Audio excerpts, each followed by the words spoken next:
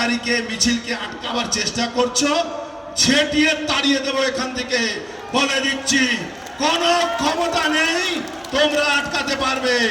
আমি বারবার বলছি, এই শিল্পাঞ্চলে তৃণমূলের শেষ সময় এসে গেছে।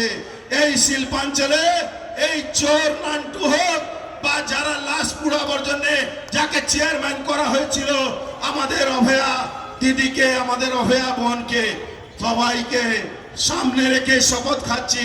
এখন মমতা ব্যানার্জি ওই হসপিটালে মর্গে ডেড বডি খুঁজে বেড়াচ্ছে। যার 3টে আঙুল নেই সে নাকি সুসাইড নোট লিখছে, লজ্জা হয় না? যার আঙুল নেই তার সে সুসাইড নোট লিখছে। যে মহিলা বাড়িতে অশান্তির জন্য নিজেকে সুসাইড করছে, মমতা ব্যানার্জি এসআইআর জন্য হচ্ছে। দিদি, এসআইআর থেকে তো সব থেকে ভয় আপনার। আপনি কবে সুসাইড করবেন? আপনি লিখে মরে যান, তাহলে তো ভালো হবে। কেন আপনি তো সব থেকে বেশি আপনি ভয় পেয়েছেন, আপনার ভয় লাগছে না? আপনি সুসাইড নোট লিখুন।